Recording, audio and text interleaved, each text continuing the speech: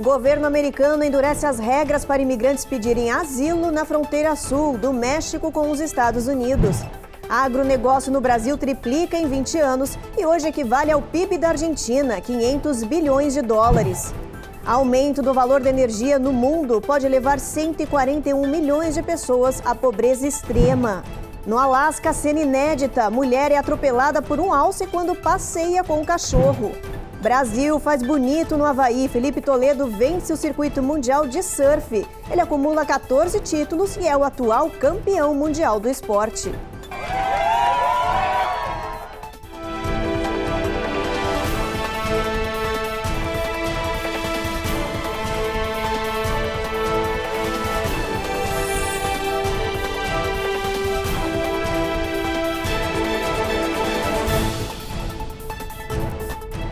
Olá, boa noite. A Casa Branca anunciou novas regras e restrições para pedidos de asilo na fronteira sul do México com os Estados Unidos. A medida foi considerada mais restritiva já implementada pelo governo Biden. A proposta segue os moldes da política anti-imigração da era Trump e já está provocando polêmica.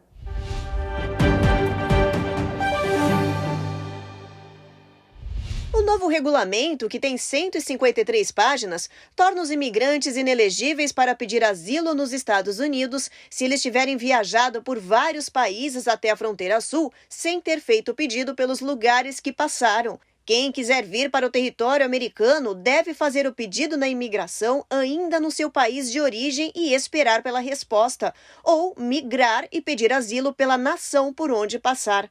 A ideia da Casa Branca é incentivar os caminhos legais à imigração e, com isso, desencorajar as viagens arriscadas e perigosas rumo à fronteira sul, no México com os Estados Unidos. O governo argumenta que está tomando essa medida temporariamente por falta de opção e para pressionar o Congresso a votar uma reforma de imigração no país.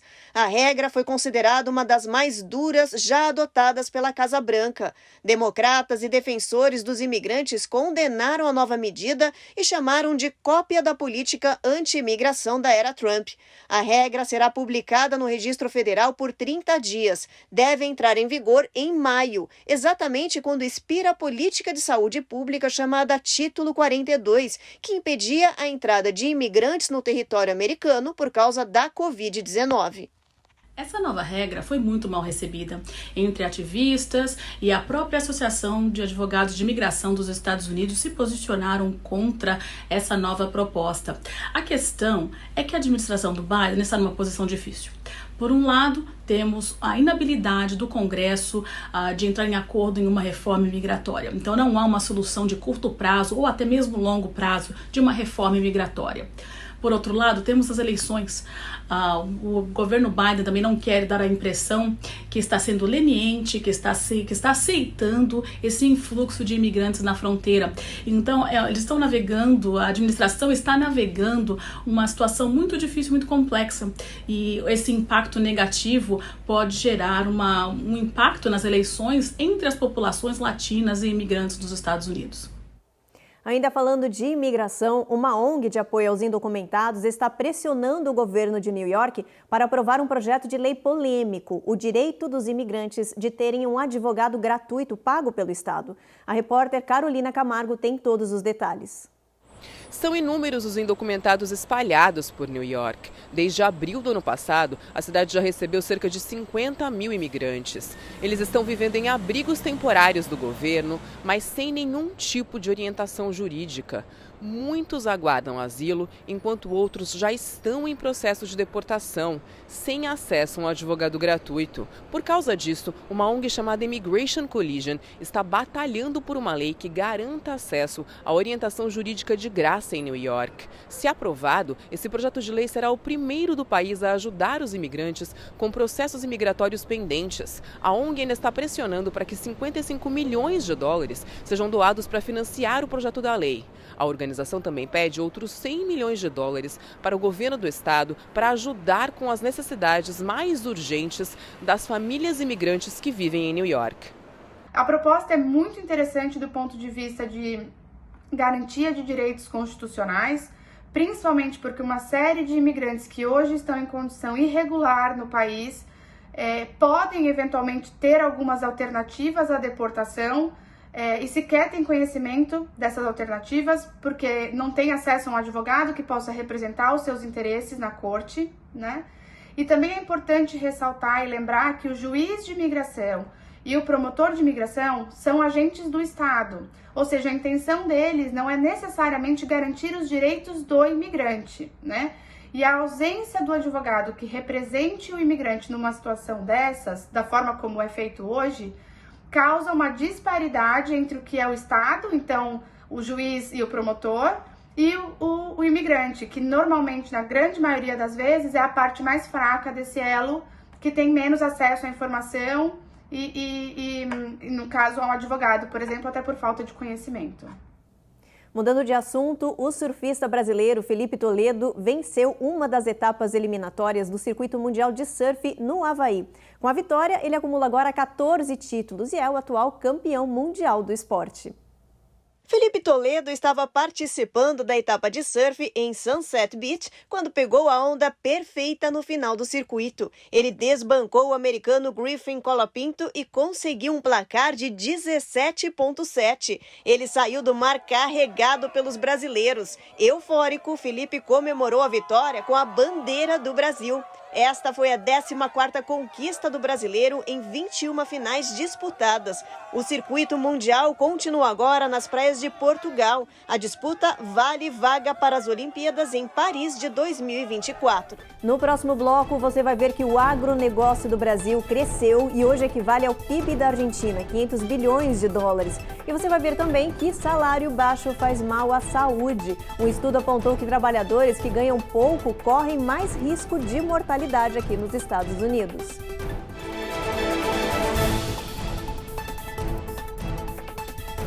Américas no Ar. Oferecimento Rejuve Chef. Melhore agora sua qualidade de vida. Prime Shield. Precisando construir ou reformar seu ambiente? Temos o piso ideal para você. Acesse primeshield.com.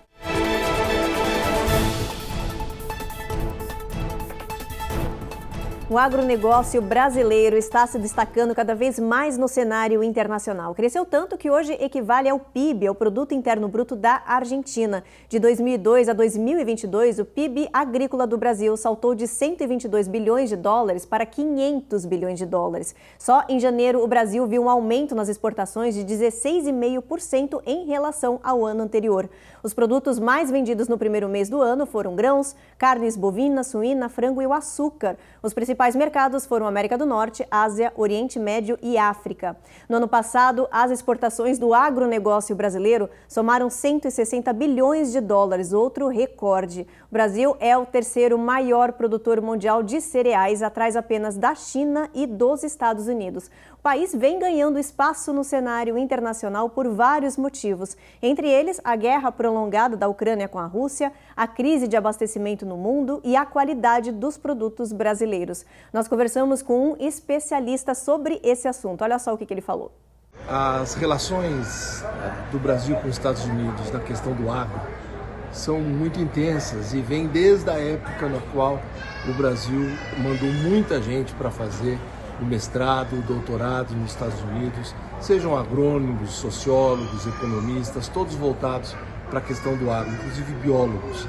Essa formação foi essencial para que não apenas a gente tivesse uma explosão em termos da tecnologia tropical, pela Embrapa como órgão público, por outros institutos de pesquisa de estados e também pelo setor privado.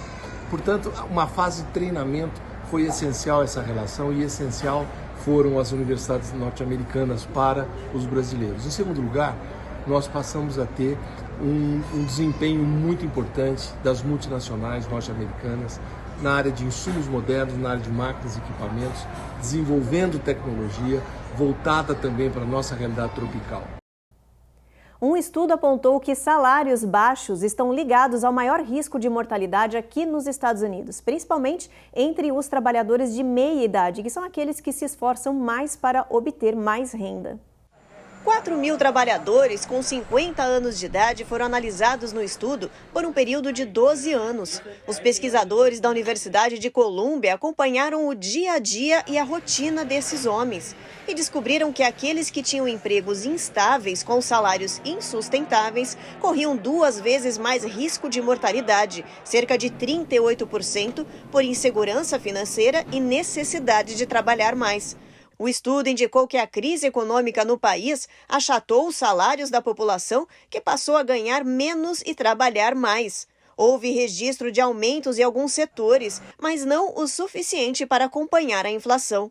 Nos últimos 12 meses, os salários caíram 1,2%, segundo o Escritório de Estatísticas de Emprego dos Estados Unidos. A maior parte da renda das famílias vai para necessidades básicas como comida, gás e aluguel, um estresse diário que sobrecarrega os trabalhadores assalariados. O estudo apontou ainda que as maiores vítimas desse quadro de riscos de mortalidade são os negros e os imigrantes. Bom, agora a gente fala de cuidadores. Uma pesquisa apontou que aumentou o número de pessoas que estão sendo obrigadas a cuidar de alguém em casa sem receber salário. Os motivos podem estar ligados aí à crise econômica aqui no país, à pandemia de Covid-19 ou ainda ao aumento de idosos ou pessoas doentes aqui no país. Olha, uma tarefa nada fácil de cuidadores. 1 em cada 5 pessoas está prestando cuidados a um adulto com necessidade de saúde ou funcionais sem ser pago por isso aqui nos Estados Unidos. 23% dos cuidadores dizem que é difícil cuidar da própria saúde quando você precisa olhar alguém 24 horas, 7 dias por semana. 45% deles alegam que a obrigação e responsabilidade extra impactaram diretamente nas finanças, provocando mais estresse. Os médicos alertam que os cuidadores também precisam de atenção e tempo para descansar, além de recarregar a bateria, e dão dicas. Escolha um momento do dia para fazer tarefas simples, como assistir TV por 10 minutos, ouvir música, ligar para um amigo ou até olhar o celular. É importante saber pedir ajuda para terceiros quando estiver sobrecarregado. Aprenda a trabalhar em conjunto com os médicos que tratam o paciente. Peça orientações. A última dica é conversar. O cuidador precisa e deve falar com alguém. Os psicólogos ajudam muito a combater o estresse em cuidadores. Então isso, nos prova aí, todos nós, da área da saúde, me incluo nisso também, precisamos sim, ter momentos de descanso, momentos de autocuidado, momentos onde a gente também receba esse cuidado. É uma troca, porque toda vez que a balança ela se desequilibra, a gente fica de fato aí muito mais doando do que também recebendo, Com certeza isso vai causar estresse, isso vai causar ansiedade, isso vai causar aí, muitas complicações em relação até mesmo à saúde. Então é uma pessoa que ela se anula pelo outro, e principalmente nessa situação onde a gente tem um idoso, que já está aí, muitas vezes em condições de não mais cuidar, mas de ter o tempo todo ser cuidado. Então sim, necessário aí todas essas dicas para que essa pessoa ou essas pessoas aí também tenham o seu momento de cuidado e que possam também estar, se beneficiando aí de um cuidado que é coletivo, que todos nós precisamos, Então isso é fundamental, fundamental. No próximo bloco tem alerta mundial. Os preços elevados da energia podem levar 141 milhões de pessoas à pobreza extrema em todo o planeta. E ainda, mais de 500 mil tapetes de atividades para bebês estão sendo recolhidos por risco de asfixia. Já já a gente te mostra qual é esse modelo.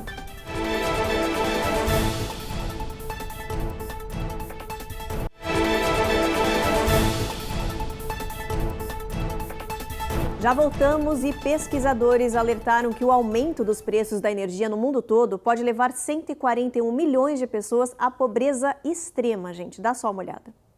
Os gastos das famílias com energia subiram pelo menos 5% e continuam sendo puxadas para cima. Essa alta foi registrada no mundo todo, mas os países de baixa renda estão sofrendo mais. Apesar dos subsídios e descontos fornecidos pelos governos, muitas famílias não estão conseguindo arcar com os custos da energia provocados pela guerra da Rússia na Ucrânia, da alta inflação e do aumento dos alimentos no pós-pandemia.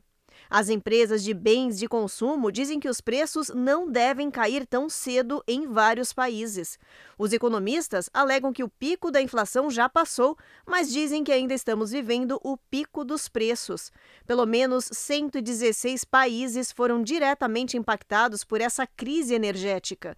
Os pesquisadores do Reino Unido, Holanda e China alertaram que, se nada for feito, o mundo vai assistir 141 milhões de pessoas entrarem na pobreza extrema. Eles indicam a necessidade de mais ajuda governamental para as famílias carentes. Quase 7 milhões de crianças podem perder o acesso à saúde através do Medicaid. Isso pode acontecer agora, na primavera. Com o fim das restrições da Covid-19, os estados americanos vão reavaliar, a partir de 1º de abril, as coberturas médicas oferecidas pelo Programa de Saúde. A Giovanna Lucatelli tem mais informações. Com a decisão dos legisladores, cerca de 15 milhões de pessoas podem ser retiradas do Medicaid quando a exigência de inscrição contínua terminar, de acordo com uma análise do Departamento de Saúde e Serviços Humanos. O Georgetown Center para Crianças e Famílias publicou um relatório na última semana. 6 milhões e 700 mil crianças correm o risco de perder a cobertura do programa. Cerca de 83 milhões de pessoas, incluindo mais de 34 milhões de crianças, foram cobertas pelo Medicaid em agosto passado, quando foi realizado o relatório.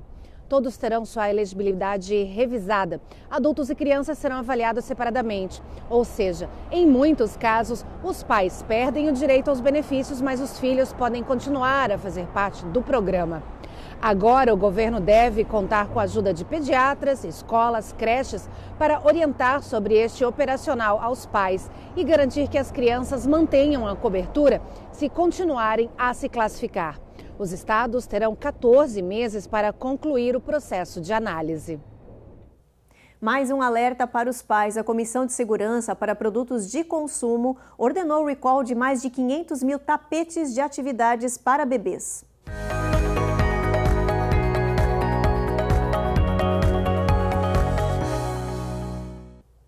O motivo é o risco de asfixia por causa das decorações. Estes são os brinquedos que estão sendo recolhidos. Os especialistas alegam que os travesseiros pendurados no tapete podem se soltar e, sem os pais verem, asfixiarem o bebê. O brinquedo de atividades é feito pela Skip Hope. A empresa declarou que os pais podem cortar a decoração com uma tesoura e eliminar o risco. Até agora não foi relatado nenhum tipo de lesão ou morte com esse tapete. A Comissão de Segurança disse que os pais podem devolver o produto. E depois do intervalo, a gente te mostra que 65 milhões de pessoas em 29 estados estão sob risco de mau tempo intenso e congelante. E você vai ver também que trabalhar 4 dias por semana faz muito bem à saúde. Aumenta a dedicação à família, o rendimento profissional e reduz o risco de burnout.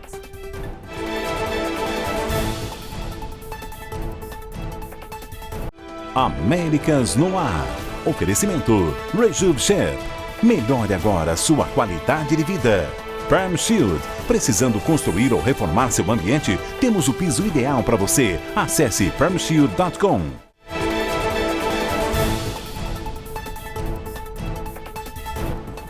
Já voltamos e com uma história no mínimo curiosa. Uma mulher decidiu passear com um cachorro na calçada no Alasca. Até aí tudo bem, só que ela não esperava é que durante essa caminhada fosse atropelada, gente, por um alce. Isso mesmo, um alce. Dá só uma olhada. A cena foi flagrada por um casal que passava de carro pelo local. A mulher filmava o alce pulando quando percebeu que ele seguia em direção a uma moradora que caminhava. Hey, watch out! Watch out! Ela tentou avisar, mas foi tudo muito rápido. Veja novamente, o animal atropela a moradora, chuta a cabeça dela e fica parado. Go! Go! O casal afugentou o alce e parou para ver como a mulher estava. Tracy contou que no momento pensou que tinha sido atropelada por uma bicicleta, até perceber que era um animal de verdade. I thought someone had like not been paying attention and hit me with a bike or something. Ela levou 3 pontos na cabeça. Apesar do susto, Tracy e seu fiel cachorro voltaram a fazer o mesmo passeio, mas agora olhando em todas as direções para evitar surpresas. Que susto, né, gente? Já imaginou ser atropelada pelo um alce?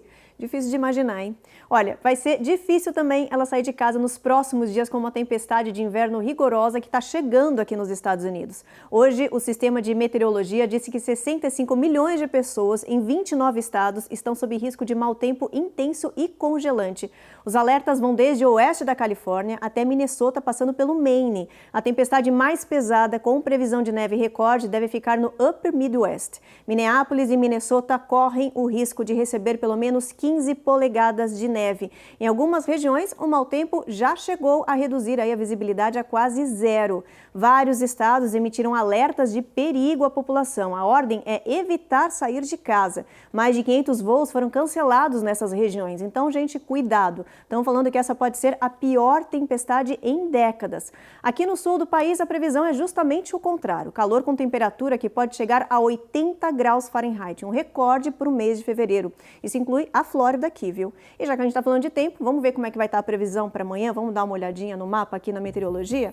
Olha, Boston, tempo encoberto, mínima de 30 graus, chuva em Nova York, mínima de 41, sol entre nuvens em Washington. Na Flórida, sol, aí máxima de 84 em Miami, em Orlando, máxima de 90 graus. No Texas, Dallas, aí mínima de 49 graus, sol forte, máxima de 74. Houston, tempo encoberto, mínima de 69, máxima de 83. Vamos dar uma olhada agora em Washington, em Seattle, vamos ver como é que vai estar o tempo por lá. Mínima de 22 graus, máxima de 35. Chuva em toda a costa oeste aí. São Francisco, mínima de 41 graus, máxima de 48. Los Angeles, aí a gente vê máxima de 53, também chuva. Em Las Vegas, também aí tempestade, mínima de 36, máxima de 51 graus. Agora, uma última matéria aí para encerrar o jornal e que fala da importância de dividir o tempo entre o trabalho e a casa. Um estudo mostrou que os empregos de 4 dias aí por semana possibilitaram os homens ficarem mais tempo com seus filhos em casa. Olha, detalhe, viu? Sem cair a produtividade no trabalho. Com o tempo extra, ficou mais fácil se divertir e passar mais tempo com os pequenos. 60% dos trabalhadores que adotaram o sistema de 4 dias afirmaram que a vida deles mudou 100%. Eles melhoraram o ânimo, o humor, reduziram o cansaço e aumentaram a produtividade. O estudo comprovou que aumentou 27% também a dedicação deles à família, além do rendimento profissional, e diminuiu em 70% o risco de burnout. A pesquisa foi feita com 29 mil trabalhadores em 60 diferentes empresas americanas e britânicas. O teste de 4 dias de trabalho durou 6 meses com o salário integral, mas deu tão certo que 90% das empresas adotaram definitivamente o novo sistema. A função paterna é de extrema importância para o desenvolvimento psíquico da criança. O pai é uma espécie de representação de uma lei que proporciona um campo favorável para a evolução de racionalização, singularidade, simbolização, processos criativos e até mesmo a elaboração de uma imagem corporal. É através do vínculo com o filho que o pai facilita o desenvolvimento social e cognitivo do mesmo e o auxilia no processo de inclusão e adaptação com o meio social. A presença do pai é a facilitadora da passagem da criança do contexto familiar para o mundo social. E é através desse vínculo estabelecido com a criança que a mesma pode expressar a sua agressividade, receber a autoafirmação e explorar o meio e autodefesa. Bacana, né? Realmente importante aí essa relação de pais com os filhos. Bom, o Jornal Américas no Ar então termina aqui e você fica agora com mais uma rodada do Paulistão. Transmissão ao vivo Palmeiras e Red Bull Bragantino. Bom jogo e até amanhã.